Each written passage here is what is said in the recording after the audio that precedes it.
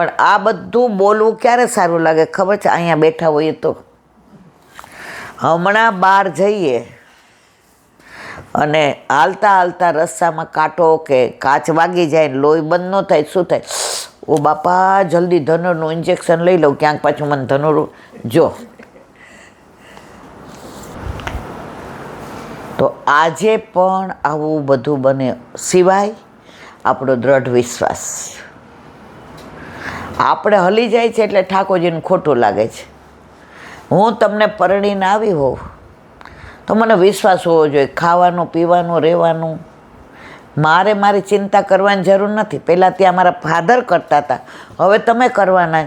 મારે ઘડી ઘડી કહેવું પડે, જોજો મારે ખાવાનું છું, જોજો મારે કપડાં લાવવાના, મારું અનાજ ભરજો. તમને ખરાબ કેટલું લાગે કે તું મને પરણીને આવી છો? તને તો આપણા ઠાકોરજી યાર, આપણા અલૌકિક વિવાહ થયા, હવે બધી જવાબદારી એની છે. રોજ કહેવાનું, જોજો તો જરા. ઠાકોરજી કહેવાય રોજ તું માગવા આવે છે, એકવાર મળવા તો આવ, પછી તારે માગવાની જરૂર નહીં રહે. રોજ તું માગવા આવે છે, કોક વાર મળવા તો આવ, પછી તારે માગવાની જરૂર નહીં રહે.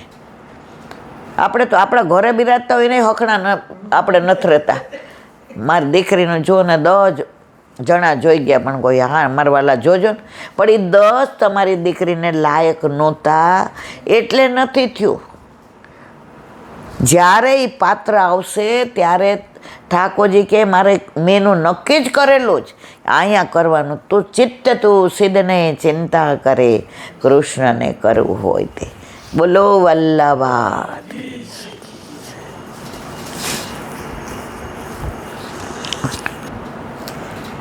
વ્રજ વિહાર, નવનીત પ્રિય શાસ્ત્રીના ભગવત સ્મરણ. આવા ભગવદીઓ થઈ ગયા જે પુસ્તકમાં આજે પણ બિરાજે છે, ગ્રંથમાં આજે પણ બિરાજે છે. કેટલા બધા ગ્રંથો લખ્યા. વ્રજ વિહાર હોય, પુષ્ટિપુલિન હોય, ભાગવત હોય. એન્જિનિયર હતા એ જમાનામાં. બોમ્બે ગયા. હવે ગવર્મેન્ટમાં તો બધા સાચું ખોટું તો થોડા દિવસ રહ્યા, ઘરે આવીને કહી દીધું કે નોકરી નથી કરવી. આટલો મોટો એન્જિનિયર થયો એ જમાનામાં, ડિગ્રી મારે હું નહીં કરું નોકરી. અને ગ્રંથોને એ લખવા માંડ્યા. ને પછી કે મારે ભાગવત કરવું છે. તો અસારવા જે પાસે ગયા તો કે પેલું ભાગવત કોને સંભળાવો? એ કે ગુસાઈજીને સંભળાવો. તો નડિયાદથી ને 2 બસ કરીને આવે. આ તો 70 વર્ષ પહેલાંની વાત, કારણ કે એમને પહોંચી ગયા 15-20 વર્ષ થઈ ગયા, અને 80 વર્ષના હતા ને પહોંચી ગયા. એટલે આ વાત લગભગ 60-70 વર્ષ પહેલાંની. એ કે કોને સંભળાવો? એ કે ગુસાઈજીને એ કે સંભળાવો. એ કે તો ભાગવત ગુસાઈજીને સંભળાવતા અને સંકલ્પ કર્યો કે ભાગવતના પૈસા ક્યારેય લઈશ નહીં. નવનીત પ્રિય શાસ્ત્રીએ જેટલા ભાગવત કર્યા, ક્યાંય એકેય પૈસો લીધો નથી. કારણ વલ્લભના સિદ્ધાંત પ્રમાણે પ્રાણ કંઠે આવી જાય તોય ભાગવત પૈસા લઈને વંચાય નહીં કે પૈસા દઈને સંભળાય નહીં. તો એવા ભગવદીઓ જ્યારે લખે ત્યારે એમની વાણી ભલે એમની સાથે ગઈ છે, પણ એમના વાણી રૂપ, એમનો ભાવ આપણી સામે છે. તો જાણે નવનીત પ્રિય શાસ્ત્રી જ આપણને કહેતા હોય એવો આનંદની અનુભૂતિ થાય છે. અત્યારે આપણે કામવનનું અનુસંધાન કરીએ છીએ. વ્રજની વાત આવે એટલે નાની નાની વાત એવી યાદ આવે. કામવનમાં ગોકુલચંદ્રમાજીમાં ને મદન મોહનજીમાં દર્શનને વાર હતી. વર્ષો પહેલાંની વાત છે. તો 12-4ની લારી છે ત્યાં મંદિરની સામે. લગભગ આ 25-30 વર્ષ પહેલાંની વાત છે. એટલે ત્યારે તો આપણે નાના હોય, 40ના ન હોય, એટલે ખાવા પીવાનો શોખ તો અનવન તો અત્યારે છે. ડૉક્ટર ના પાડે તોય ખાઈ તો લઉં જ. તો મારી સાથે 8-10 વૈષ્ણવ હતા. મેં તો હાલો આપણે ચા પીએ. તો અમે ચા પીવા બેઠા ત્યાં. તો એક વ્રજવાસી કે મેં કીધું તમે પીશો? મને કે હા. તો બેઠા બેઠા એણે એક એવી સરસ નાની વાત કરી, વ્રજવાસીઓ જે વ્રજને જાણે છે એવું આપણે હજી જાણતા નથી.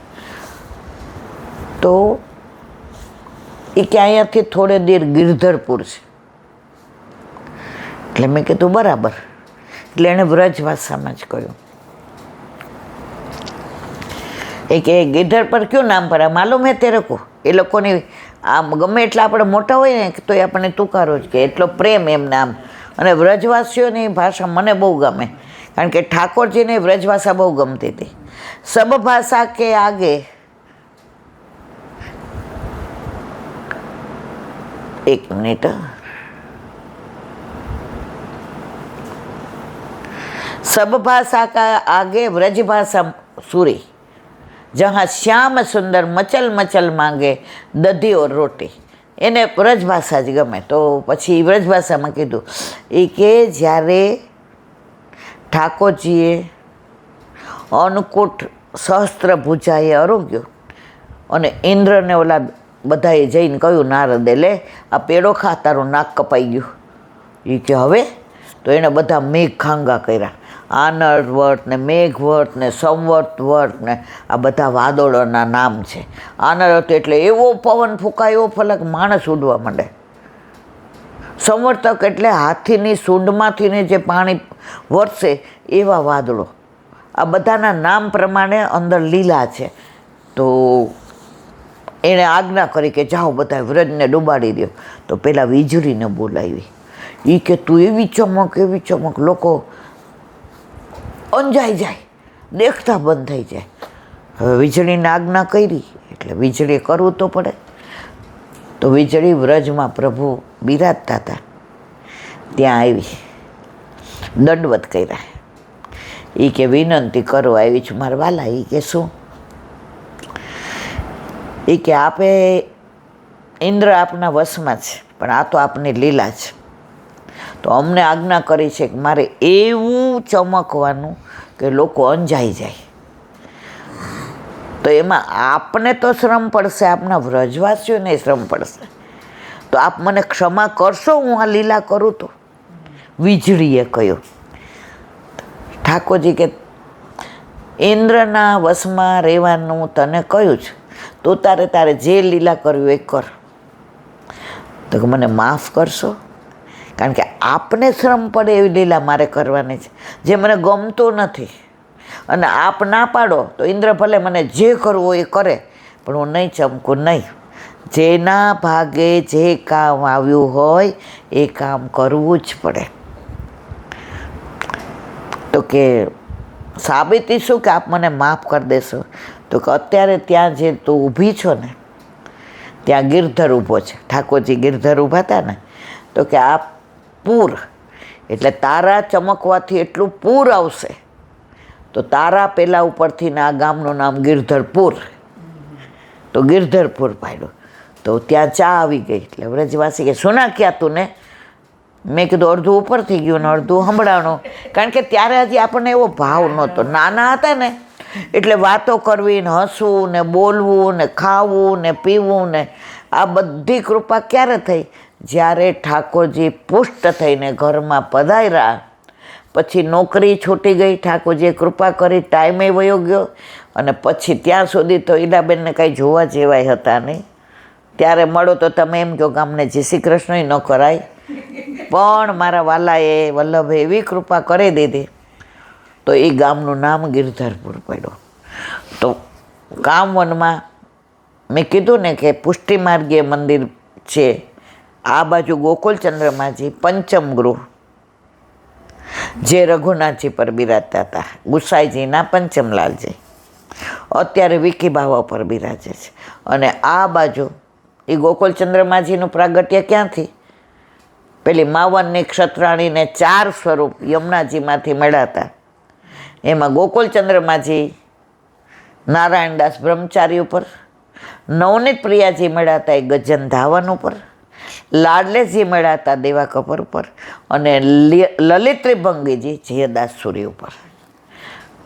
તો એ પ્રભુ ત્યાં આજે બિરાજે છે. અને આ બાજુ મદન મોહનજી કયા મદન મોહનજી? યજ્ઞનારાયણ ભટ્ટે જ્યારે યજ્ઞ કર્યો ત્યારે એમાંથી સાક્ષાત મદન મોહનજી પ્રગટ થઈને કહ્યું, ભટ્ટજી, તમારા કોળમાં જ્યારે 100 સોમયજ્ઞ પૂરા થશે ત્યારે હું પ્રાગટ્ય લઈશ. અને 100 યજ્ઞ પૂરા થયા ત્યારે સાક્ષાત આપણા વલ્લભનું પ્રાગટ પુષ્ટિ પુરુષોત્તમ તરીકે થયું. એ મંદિર છે. તો હવે આગળ પુષ્ટિ માર્ગીય મંદિરો ક્યાં? કામવનમાં. ગોકુલ ચંદ્રમાજીનું મંદિર. ચંદ્રમાજી કે ચંદ બાવાના લાડકા નામે આ પરિચિત છે. અમારે નારણપુરામાં એક બેન છે, એ નાનપણમાં વિધવા થયા. હવે નાનપણમાં વિધવા થયા, છોકરા છૈયા હતા નહીં, અને સાસુએ કહ્યું કે હવે તું બીજી વાર કરી લે, કારણ કે અમારામાં એટલા પૈસા નથી કે અમે તારું પાલન પોષણ કરીએ, કારણ કે દીકરો પ્રાઇવેટમાં નોકરી કરતો હતો.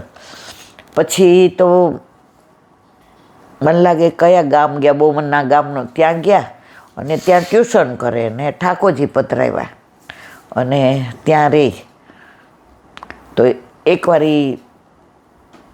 પોસ્ટ ઓફિસનું કામ હતું, એનું પૈસા મૂક્યા હશે ને એના વરમાં, એનું નોમિનેશનમાં એ બેનનું નામ હતું, એટલે મળવા આવ્યો હતો. મારા ગળામાં કંઠી જોઈ એણે. એ કે બેન તમે વૈષ્ણવ છો? મેં તો હા. તો મને કે મારી સાઇનમાં થોડો ફેર છે, કારણ કે ત્યારે મેં જે સાઇન કરી હતી એને અત્યારે હવે 6-7 વર્ષ થઈ ગયા, તો તમારા ક્લાર્ક ના પાડે છે કે પૈસા નહીં મળે. મેં તો કાંઈ વાંધો નહીં. હવે મેં કીધું સારું, હું ઓળખતી તો નથી ને લાખ રૂપિયા આજે 10-15 વર્ષ પહેલાં, અરે 25 વર્ષ પહેલાં આપે એટલે આપણે થોડો ડર તો લાગે ને, કારણ કે આપણે દઈ દઈએ અને યોગ્યને ન આપીએ તો મારા પગારમાંથી દર વખતે કપાય એમ. અને ત્યારે અમારી સ્થિતિ એવી નહોતી. અમે એક રૂમ રસોડામાં ચાલીમાં રહેતા હતા. પછી મેં કીધું તમારું કાંઈ ઓળખાણ આ તે? એ કે ઓળખાણ તો મારી કંઠી છે, પણ એનું જે બોલવાનું ને એણે એક વાક્ય કીધું ને કે મારા ઘરે ઠાકોરજી બિરાજે છે, આ મારું એડ્રેસ છે, ફોન નંબર નથી, કારણ કે ત્યારે મોબાઈલ નહોતા, લેન્ડલાઇન હતો, એટલે કે આ મારા બાજુવાળા નંબર છે, તમે એને પૂછી જુઓ કે હું એ જ છું ને.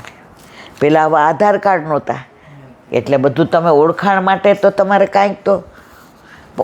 પછી એના બાજુવાળાને ફોન કર્યો મેં કીધું આ નંદિની બેન? તો મને કે હા. એ કે અમારે ત્યાં જ રહે છે ભાડે, અને એટલી બધી ડાય દીકરી છે. એ કે ટ્યુશન કરે છે અને ઠાકોરજી ઘરે બિરાજે છે અને 8 યામની સેવા છે, કોઈના ઘરનું પાણી એના ઠાકોરજીને જરા ધરાવેલું જારીજીનું જલ હોય એ જ લે, કોઈના ઘરનું જળે ન લે. તો અહીંયા આવ્યા હતા, તો મેં કીધું તમે, તો મને કે શું કાંઈ વાંધો નહીં, 12 વાગે નીકળી છું, 2 બસ કરીને આવી અહીંયા, સાંજ સુધી પહોંચી જાય, એટલે પાણી વિના ન રહી શકીએ. કે એ વલ્લભ તો એ કે ઉઘાડા ચરણે પરિક્રમા કરતા હતા, તો એ કે રસ્તામાં કાંઈ નહોતા લેતા, કાંટા ને કાંકરા ને ઝાંખરા ને, એ કે ઉનાળો ને શરદી ને વરસાદ ને, તો આપણાથી નહીં કહી લે બેન 4 કલાક ના રહેવાય કે. અને પછી મેં કીધું સારું, ફોન મૂકી દીધો ને એમને 1 લાખ રૂપિયા રોકડા જોતા હતા કે મારું બેંકમાં એકાઉન્ટ નથી એમ કે. એટલે મેં કીધું કાંઈ વાંધો નહીં, તમે લઈ જાઓ. મારે ચંદ બાવાનું આમાં આવ્યું ને ચંદ, તો પછી મને કહે કોઈક વાર અમારા ચંદ બાવા મળવા આવજો. તો ત્યારે મને ખબર નહોતી કે ગોકુલ ચંદ્રમાજીને ચંદ બાવા કહે છે. જે મારી હું કેટલી અજ્ઞાની, તો મારા જેટલું કોઈ નહોતું. બસ હું ખાલી વૈષ્ણવ હતી, હું કંઠી પહેરતી હતી, બ્રહ્મ સંબંધી હતી, અને ઘરમાં મા બાપના ગર્ભના સંસ્કાર, પણ બહાર બધાની હારે જે રહ્યા ને એટલે દુસંગ લાગેલો હતો, એટલે આ બધું ભૂલી ગયા હતા. તો ત્યારે એણે મને કીધું કે અમારા ચંદ બાવાને, પછી આપણે જતા હતા સાવલી કે ક્યાંક, પછી ઠાકોરજીએ ગાડી આપીને વાળીને વજીફાન, પછી એના ઘરે ગયા, એ ભાડે રહેતા હતા ત્યાં, અને એણે ચંદ બાવાની વાત કરી. એ કે મને ભાડે ઘર કોઈ નહોતું આપતું ઈલાબેન, કારણ કે મારી ઉંમર 24.5 વર્ષ અને મારી પાસે પૈસા નહીં. મારા સાસુ સસરાનોય વાંક નહોતો. એ લોકો બિચારા પાસે નહોતા, એટલે એમનું કરે કે મારું કરે. પછી મારું મંગળસૂત્ર લગ્ન વખત નહોતું, કારણ કે મારા મિસ્ટરે પ્રાઇવેટ નોકરી કરતા હતા. તો એ કે વેચી અને આ ઘર વખરીને તો મને કોઈ આપતું નહોતું. હવે ઠાકોરજી પુષ્ટ કરાવેલા એટલે ઝાંપીજી તો મારી પાસે હોય. તો મેં કોઈ દિવસ ચંદબાવાને કહ્યું નહીં કે મારી સાથે કેમ આવું થયું. હું ચંદબાવાને એમ કહું, તારી દરેક લીલા મને કબૂલ મંજૂર છે. તું ગોકુળનો ચંદ છો, પણ તે તારા ફંદમાં નાખી દીધી છે. એટલે હવે મને બીજો કોઈ ભાવશે નહીં, બીજો કોઈ ગમશે નહીં. તું જેમ રાખીશ તેમ હું રહીશ. પણ આ ચંદબાવાની કેવી કૃપા મારા ઉપર થઈ. આમણે મને વગર ઓળખાણે 24.5 વર્ષની મને અને રૂપનો અંબાર, એટલે આપણા ઓડિયનને તો એ લાલ લાલ થઈ જાય એટલું રૂપ ભગવાને ના આપેલું. એવા વાળ અને અહીંયા ભાડે રહી. હવે ઈલાબેન બધું સારું છે, કોઈ તકલીફ નથી. એ બધી કૃપા મારા ચંદબાવાની છે. એટલે અહીંયા ચંદબાવા નામ આવ્યું ને એટલે મને એમનો આખો પ્રસંગ યાદ આવી ગયો. મારો કહેવાનો આશય એ છે કે ઠાકોરજી ક્યારેય પોતાના સેવકોને હેરાન થવા દેતા નથી. અત્યારે તો વલ્લભે એટલી કૃપા કરી એમના ઉપર કે ઘરનું ઘરે થઈ ગયું, અને પેલું વિધવાનું પેન્શન ના તેનું બધું.